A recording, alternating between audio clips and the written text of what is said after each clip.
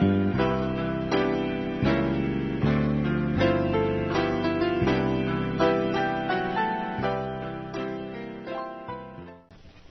morning. Welcome to Inquisition Update. My name's Tom Fress, and I'll be your host for the next hour. And it's my pleasure and blessing to be here. And if you're a regular listener, you know we're reading and discussing the book Codeword Barbelon, the second book of the two-book series of that title. This particular, the second book of the series is subtitled Antichrist is a Woman, Alive and Well Again. We're currently reading and discussing chapter 64 of the book, Codeword Barbelon 2. It's entitled Evangelicals and Catholics Together. The Dog Returns to His Vomit. This is talking about the ecumenical movement. The preceding 63 chapters have literally been a preface to this chapter. What is this all leading to? The ecumenical movement to unite all the world's religions under the authority of the papacy. Now, because of the long weekend break, I want to back up a few paragraphs to the beginning of the chapter for continuity purposes, since this chapter is so important. I want to begin at the beginning. Only a few paragraphs. We're talking about the ecumenical movement, the unification of the Christian faiths, Orthodox, Eastern Orthodox, Roman Catholicism, and evangelical churches into one quote-unquote Christian religion under the headship of the papacy. But it also means the unification of all the world's religions, as we will see as we read in this chapter. Now, the author begins, he said, on February 14th, 2008, St. Valentine's Day. You know, they worship St. Valentine. He's a saint in the Roman Catholic Church, so they hold these meetings on special days venerated by Roman Catholics. St. Valentine's Day, a special meeting was held at the Palladium Theater in Rome. The subject of the meeting was the construction of a new building in the city of Rome called United Religion, a place where all the religions of the world can meet. According to Walter Veltroni, mayor of Rome, the two men who would preside over such united religious meetings are the Secretary General of the United Nations, that's significant, we'll capitalize on that as we continue, and the Pope. Okay? The Secretary General of the United Nations and the Pope. I'll just tell you that the United Nations is a governing body under the authority of the papacy. And so this is a papal initiative. This is a popish initiative, the unification of all the world's religions. Now, the author continues, he says, in this reader, we see another ploy, a dominating strategy of the Roman Catholic Church, an ecumenical alliance with other religions, particularly those of Protestant denominations. Indeed, it was Sir Harold Butler of the Jesuit-controlled Council on Foreign Relations who said the merging of the nations will be, quote, the way toward a new world order held together by a common faith, unquote. A common faith? Which one? Did you know the Council on Foreign Relations was a religious organization? Did they ever mention that in all their writings, that they're a religiously motivated organization? Have they ever admitted that they are controlled by the Jesuit order, the militia of the Pope? That's right, they want a one-world religion. The Council on Foreign Relations, Jesuit-controlled, seeks to destroy the sovereignty of all nations and seeks to unite all the nations by religion to the Pope of Rome. Sound outrageous? I beseech you to do your own research on this subject. The Council on Foreign Relations is run by the Papacy. And hoping not to clutter your mind with too much information while we continue on this most important subject about the ecumenical movement, I want you to know that the Council on Foreign Relations, the Jesuit-controlled Council on Foreign Relations, the Ecumenical Council on Foreign Relations also picks the candidates for the presidency of the United States. But that's a side issue, one that will really perk up some ears of those who are listening. The author continues, he says, the advocates of the New World Order, and Obama is included in this, will seek a merger of different faiths as well as of politics. Note, merger here means convergence of beliefs and goals, not that there will be just one religion. That's right. Everybody's going to get to keep their own denominational names as long as they kowtow to the Pope.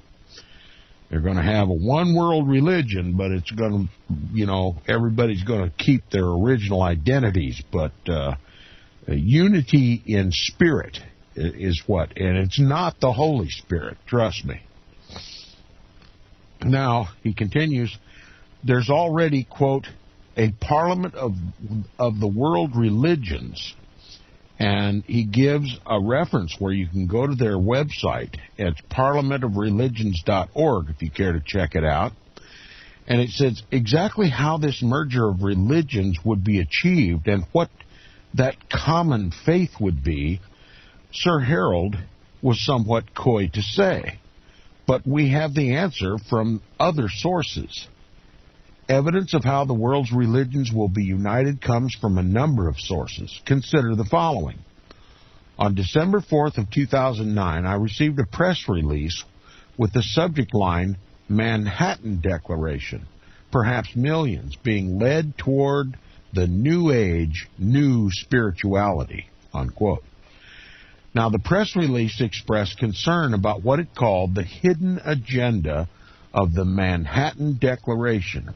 Those who are diligently looking into these things, I urge you once again to look into the Manhattan Declaration and find out what it's all about. It says the press release expressed concern about what it called the hidden agenda of the Manhattan Declaration, which declaration begins with these words. Listen, quote, we are Orthodox, Catholic, and evangelical Christians who have united at this hour to reaffirm fundamental truths about justice and the common good, and to call upon our fellow citizens, listen to this, believers and non-believers alike, to join us in defending them. We are seeking to build a movement, hundreds of thousands, perhaps millions of Catholic, evangelical, and Eastern Orthodox Christians who will stand together, unquote. Now, this is a unification of Orthodox, Eastern Orthodox, Greek Orthodox, Catholic, that is Roman Catholic, and evangelical, once calling themselves Protestant Christians, who are going to unite at this hour. Now, that's a buzzword. At this hour, we're going to see it repeated, and we need to know what it means, because it has its own unique meaning. And I'll just tell you now, it means the hour of the Pope. Okay? That's their little code word that they use, among others, and we'll get to those too. At this hour, to reaffirm fundamental truths of justice. And you're going to hear a lot about justice, and that's just an abbreviated form of the word social justice, which is simply the implementation of Roman Catholic social doctrine. In other words, the Pope and his councils, his cabinets, his cardinals, and the magisterium of the Roman Catholic Church are going to implement the study of how society should live, and what it's going to be justice according to the Pope's worldview. Okay, social justice and the common good. There's another big buzzword that you're going to hear all the time in this ecumenical movement. The common good. What's good for the common man? And to call upon our fellow citizens, believers and non-believers alike. That's right, they don't care if you believe in a soda cracker, but if you join in this hour to reaffirm the fundamental truths and social justice of the Roman Catholic Church and participate in the common good, you'll be accepted. Okay? So this really, truly is ecumenical. I mean, they're even including non-believers in this. You know, the more the merrier. We don't necessarily care about doctrine. We don't necessarily care about the gospel or about Jesus Christ. We just need to unite as many people as we possibly can into this global movement. Okay, so unity with the profane, okay, unbelievers, Orthodox, idolatrous Greek Orthodox and Roman Catholics, together with those who were once called Protestants, to unite at this hour, the Pope's hour, to reaffirm Roman Catholic fundamental truths and Roman Catholic social doctrine and the common good as defined by the Pope. And he's calling upon all fellow citizens, believers and non-believers alike, to join in defending them. He says, we are seeking to build a movement, hundreds of thousands, perhaps millions of Catholic, evangelical, and Eastern Orthodox Christians who will stand together. What is Nebuchadnezzar building here? What is Nimrod building here? A global religion, a global economic system, and a global political system, all headed up by the papacy. A society created of, by, and for the papacy.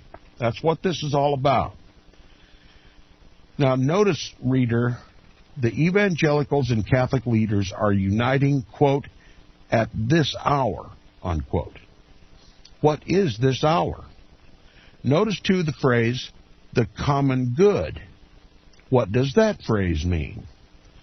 The phrase is a common Roman Catholic expression found in Rerum Novarum and other papal encyclicals. Okay, it's a uniquely Roman Catholic expression. And it says the former term, this hour, is a reference to the Pope's hour, their time to rule again.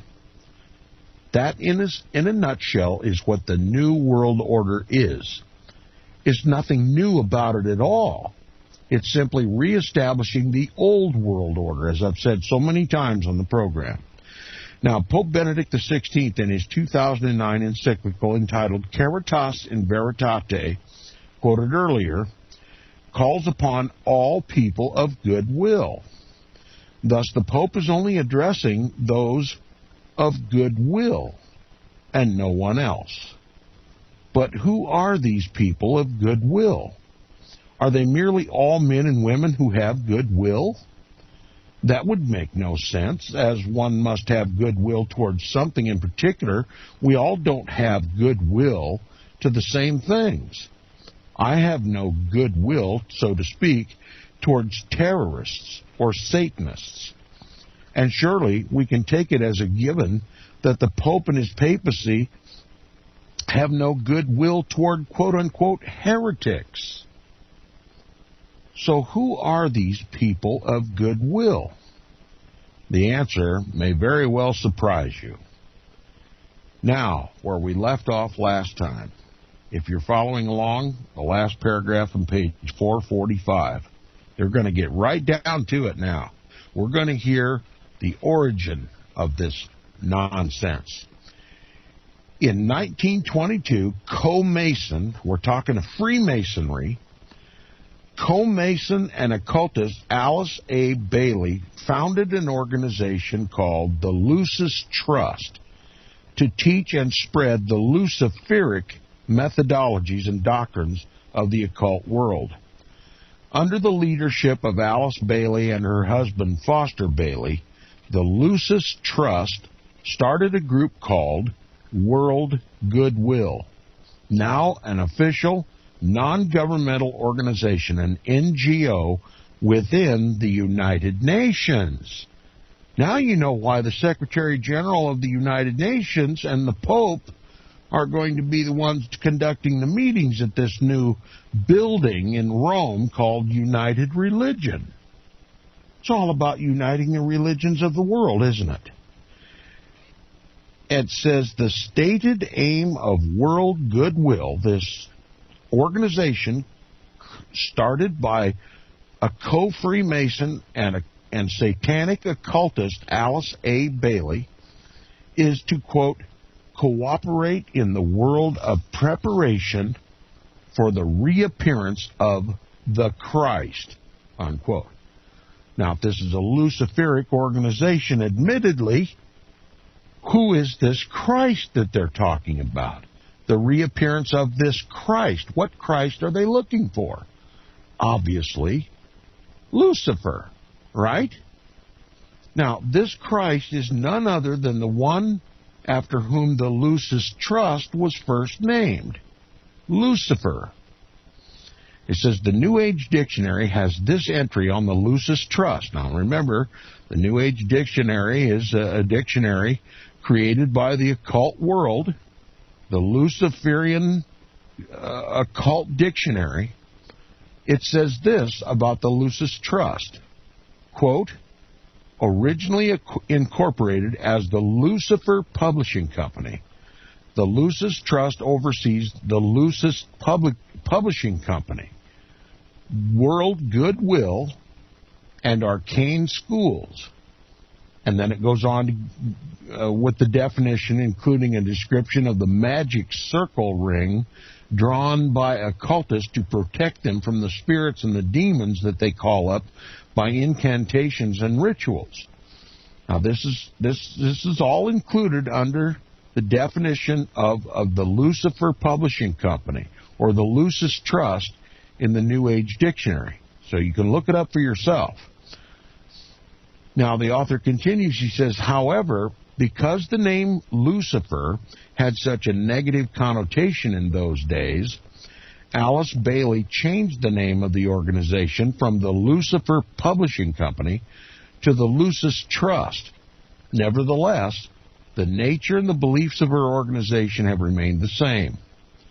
The Lucis, or the Lucifer Trust, has since become a registered non-governmental organization, an NGO of the United Nations with 5 divisions.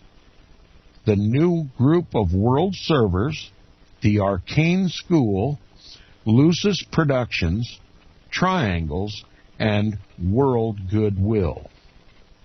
The World Servers brochure states, quote, the new group of world servers know exactly what they seek to do. They are discovering and bridging together the men and women of goodwill all over the world. They will conform to and accept the situation in which they find themselves, but will, in that situation and under that government or religious order, work for goodwill, for the breaking down of barriers, and for world peace. They will cultivate the spirit of cooperation, utilizing every opportunity to emphasize the brotherhood of nations, the unity of faith, and economic interdependence. Economic interdependence. In other words, a one-world economy, a one-world banking system, and all commerce coming under one head, the Pope. That's what it means. Now, the author continues, he says, I mention all this to show that it seems very probable that the people of goodwill to whom the Pope addressed in his 2009 encyclical are the New World protagonists and supporters. In other words, these people under the Lucis Trust. Why? Because they worship the same God. They call him the Christ, What they never admit, what they're talking about is Lucifer.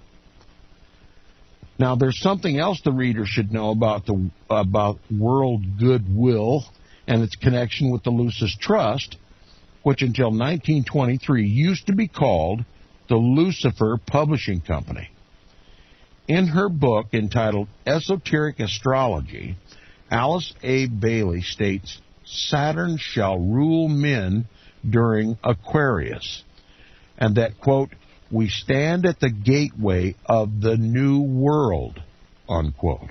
Isn't it funny? Occultist and Freemasonic co-mason Alice A. Bailey worships Satan, or Saturn, and practices astrology, occult astrology, and is also looking for a new world order. The same thing the Pope's looking for. Coincidence? Not in the least. It says, the Saturn referred to here is Satan.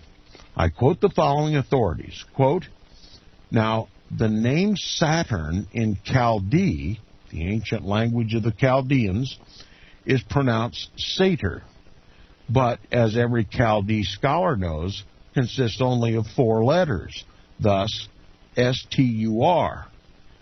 This name contains exactly the apocalyptic number 666. S equals 60, A equals O, T equals 400, U equals 6, N equals 0, R equals 200. The total is 666. Now, I can't confirm this with my own research, but I'll take the author's word on this until I do my own research. But anyway, he continues with a quote. He says, Sri Aurobindo, a Hindu guru well known in the New Age, affirms that Saturn is represented by the number 6 because the planet Saturn is the 6th of the 9 planets in distance from the Sun, unquote. Another quote, Saturn and his wife Ops were amongst the oldest deities of ancient Italy. Ancient Italy. Coincidence? And he said, he is said to have had an altar at the foot of the Capitol before Rome was founded. And legend says Saturn gave the name Saturnia to the country, that is, Italy. So Italy was once called Saturnia. Isn't it strange that they used to practice what we call Christmas today? They called it Saturnalia back then. Now, the title of the following book by Liz Green says it all. Saturn, a new look at an old devil. Note, therefore, that in the following official photograph included here in the book, if you buy the book, you can see the photograph yourself, Pope Benedict XVI is wearing a Saturno hat as he waves to the crowd of the quote-unquote faithful prior to his weekly general audience in St. Peter's Square at the Vatican on Wednesday, September 6, 2006. And for those not having benefit of a copy of this book, the hat looks like the planet Saturn. In other words, the hat part, the cap that sits on the portion that sits on the Pope's head is a semi-sphere. In other words, half of a sphere. And then the brim is a wide circular brim that looks for all the world like the rings of Saturn. It's simply and appropriately called the Saturno hat, or the Saturno hat, or Saturnal hat. And the Pope is proudly wearing it in front of his quote-unquote faithful. I wonder if he bothered to tell anybody in the crowd what his hat really represented. But you can look it up for yourself. Codeword Barbelon 2 is the subject. Chapter 64 is entitled Evangelicals and Catholics Together, the Dog Returns to His Vomit. We're talking about the ecumenical movement, and the head of this ecumenical movement is the Pope, who worships Satan. That's right, Satan. You find that unbelievable? Well, stay tuned. Now, as we read above in the Encyclopedia Britannica reveals that the pagan origin reveals the pagan origin of wearing the Saturno hat.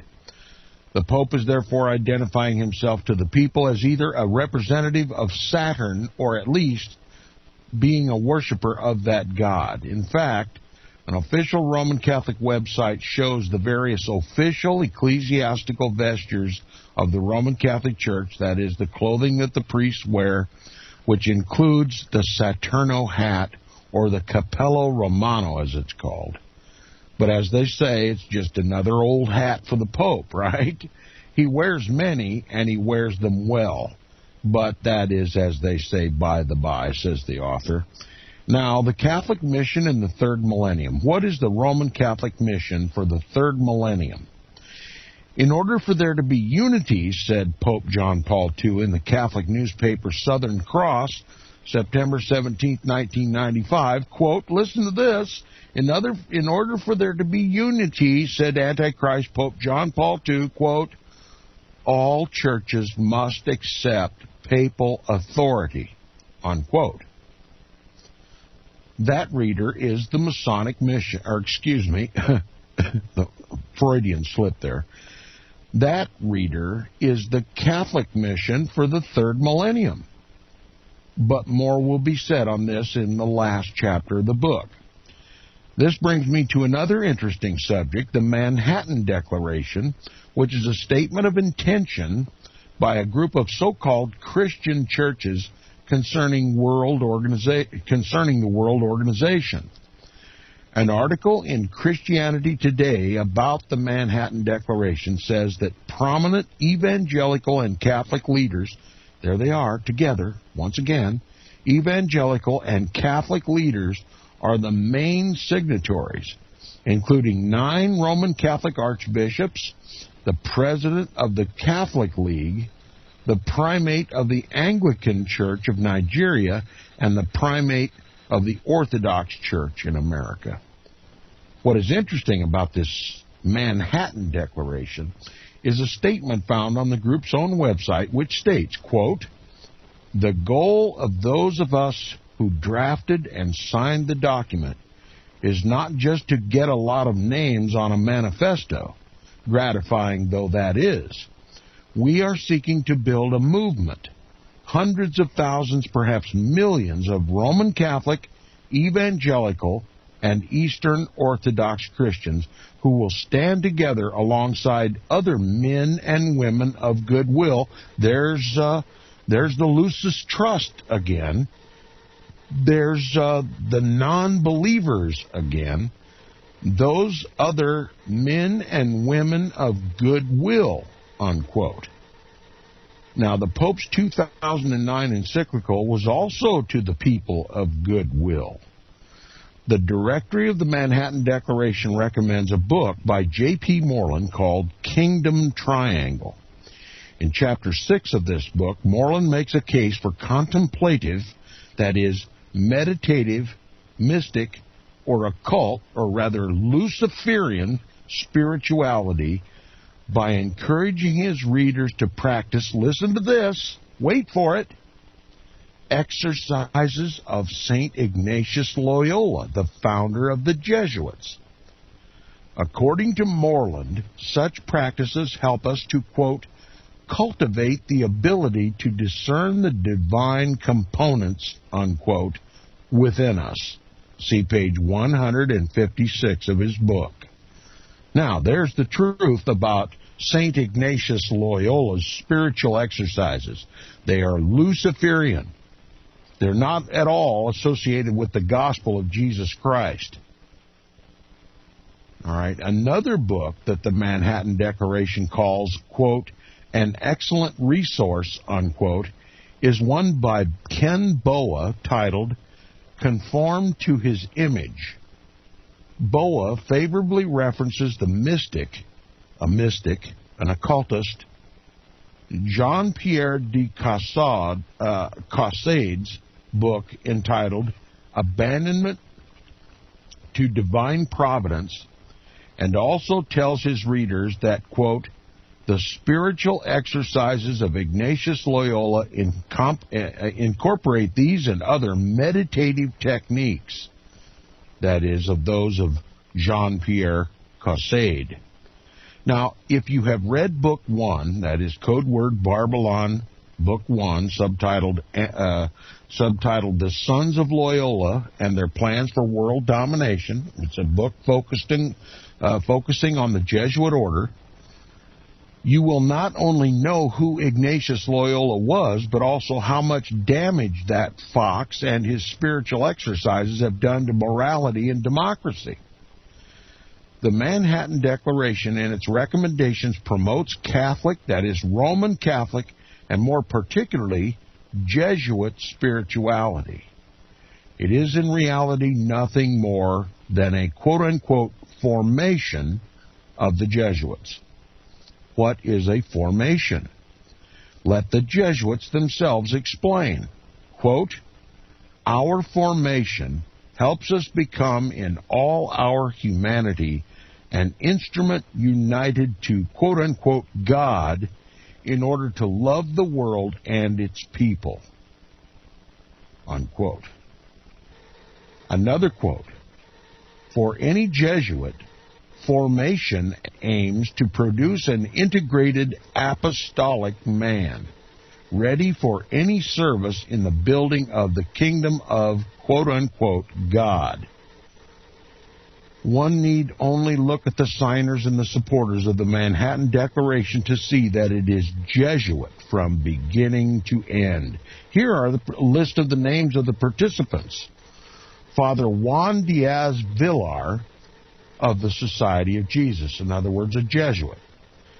He's from Catholic Hispanic Ministries.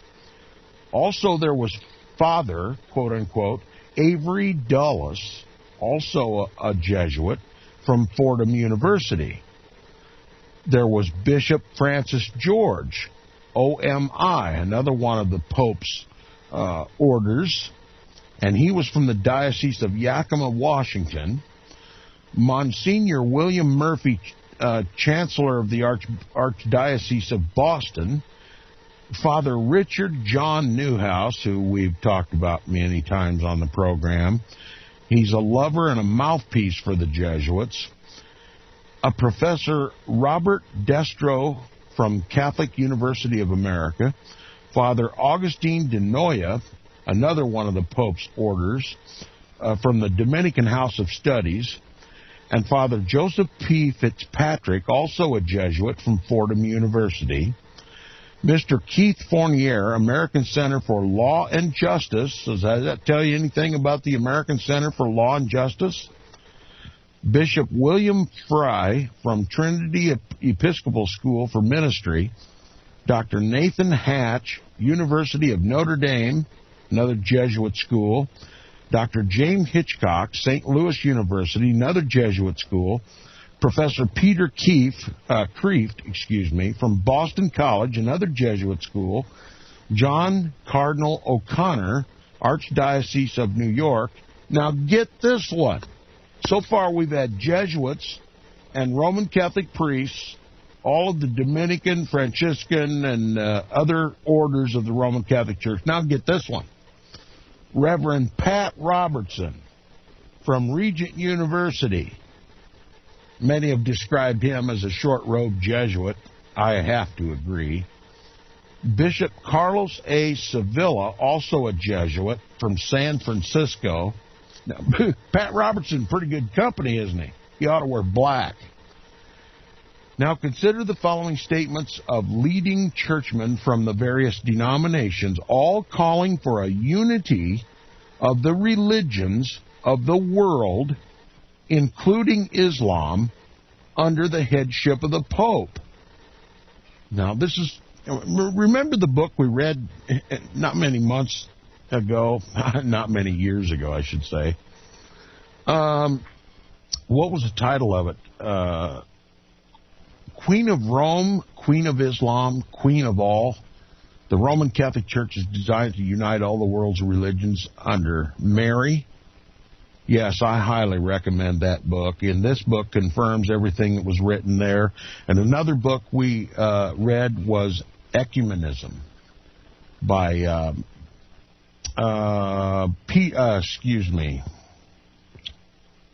Michael de Semlyen, The Ecumenical Movement by Michael de Semlyen, all corroborated right here in this book. He says, one Christian leader, Dr. Albert Outler, lamented that, quote, listen to this, the scandal and tragedy of a divided Christendom. Now, this is talking specifically about the Protestant Reformation, the Protestant rebels who came out of the Roman Catholic Church. They had the Bible in their own hands, they read it for themselves, and they recognized for themselves from God's holy word that the Roman Catholic Church was the synagogue of Satan. Okay, it was the biblical Antichrist, and they came out in protest. That's why they called themselves protests. Now, here's what he says. The tragedy of a divided Christendom. We're talking about the Protestant Reformation, a terrible thing. Ecumenism is God's clear imperative for our time. It is the unity Christ wills us to achieve, unquote. The direct implication here is that the Protestant Reformation was an error. And so was the book that led to the Protestant Reformation, the Word of God. And those two things are the prime enemies of this ecumenical movement. True Bible Protestantism, the Bible and the rebellion that it brought forward, the Protestant Reformation. And we call it rebellion from Rome's point of view, but it was conformity to Christ and the gospel. The true worship of Jesus Christ was the Protestant Reformation.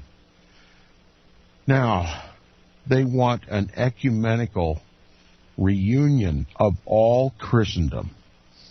Hence, Orthodox, Protestant, together with Roman Catholicism, all under the authority of the Pope.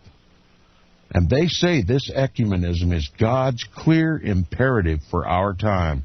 It is the unity Christ wills us to achieve. Is that what the Christ that you worship wants? Does he want you to mix the holy with the profane, the Word of God with imagery and idolatry and sodomy and simony and all the other vices and crimes of the Roman Catholic Church throughout history? Not the Christ that I worship. Now, Archbishop Lakavos, the Greek Orthodox primate of North and South America, said, quote, listen to this.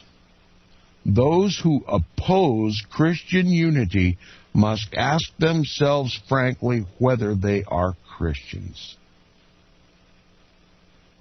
In other words, if you're against this ecumenical movement, they bring into question your Christian faith.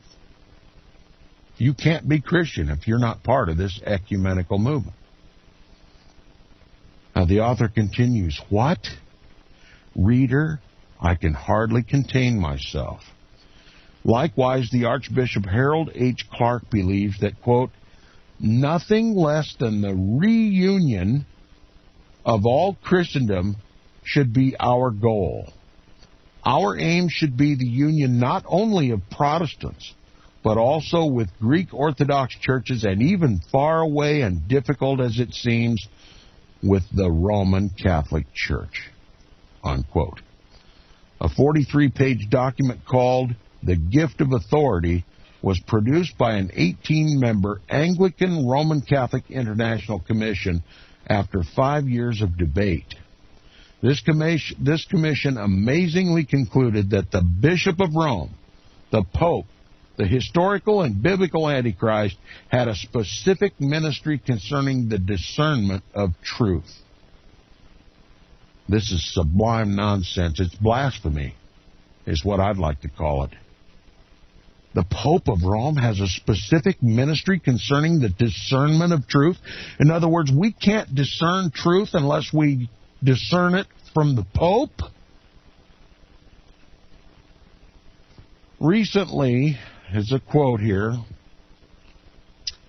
traditionalist Anglicans in Australia have become the first in that country to vote in favor of leaving their national church and converting to Roman Catholicism.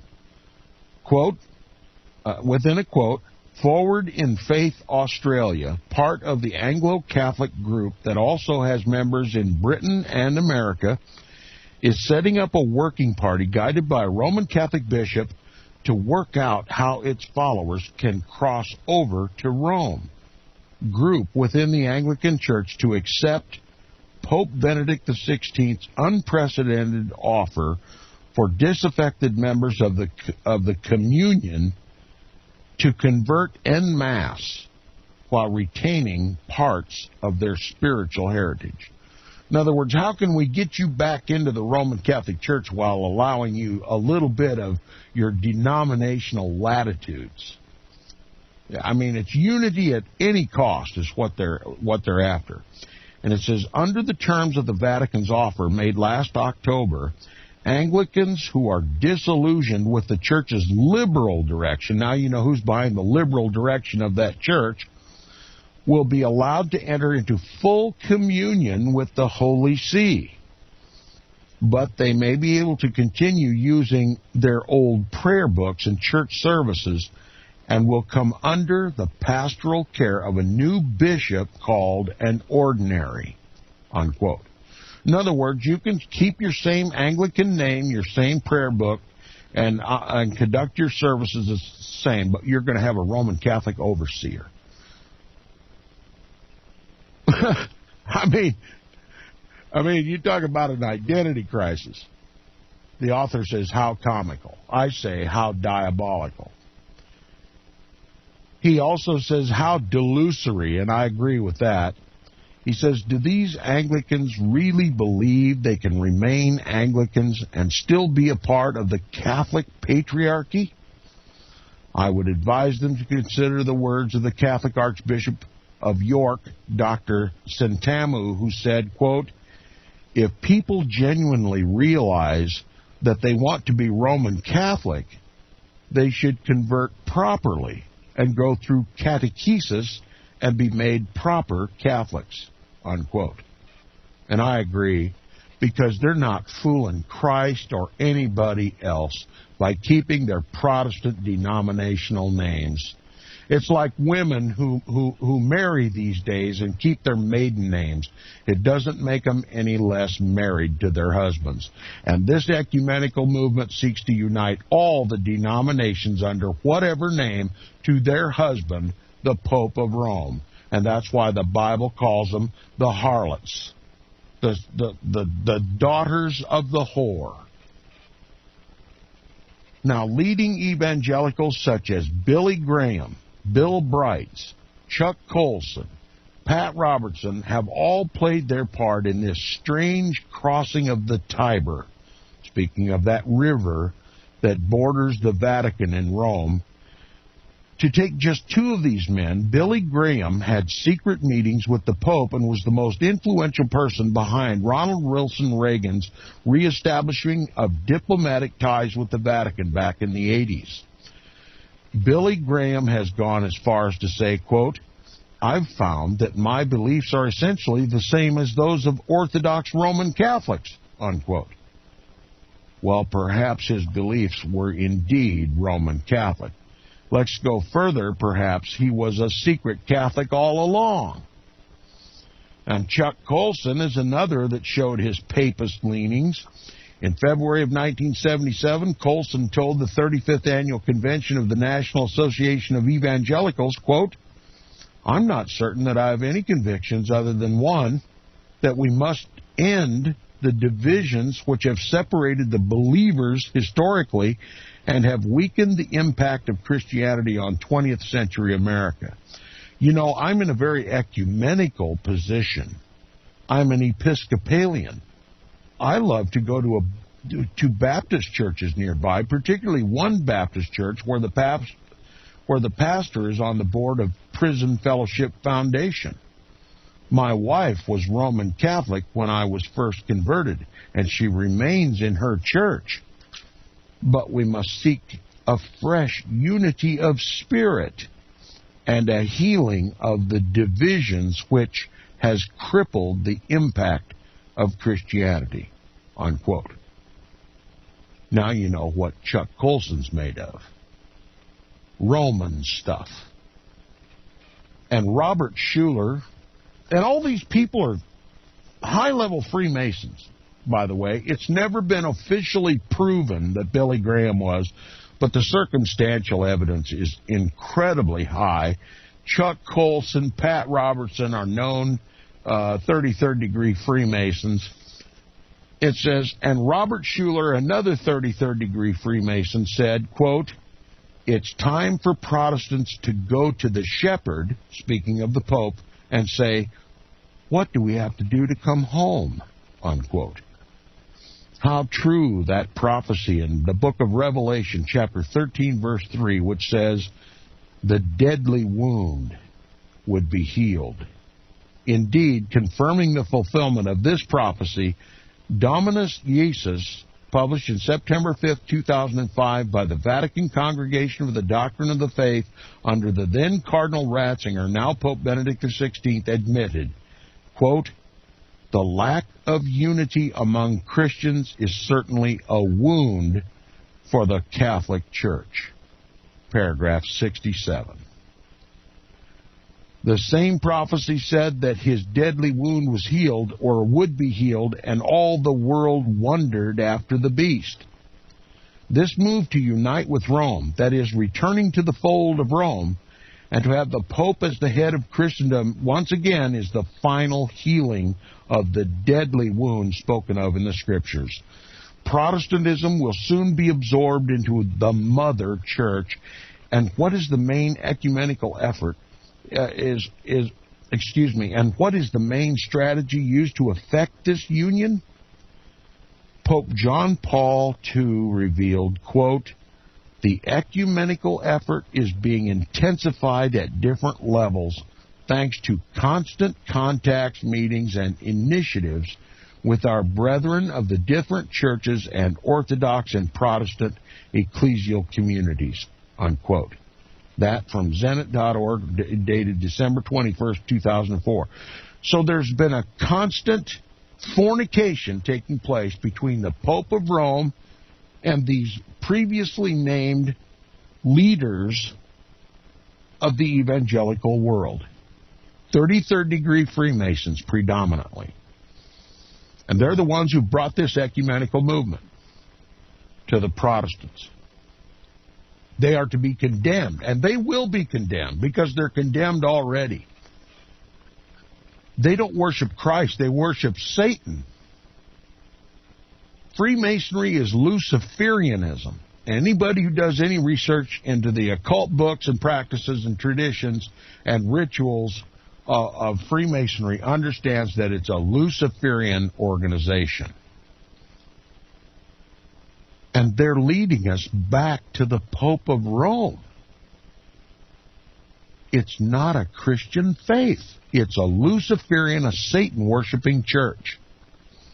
It calls itself Christianity, and the whole world wonders after it.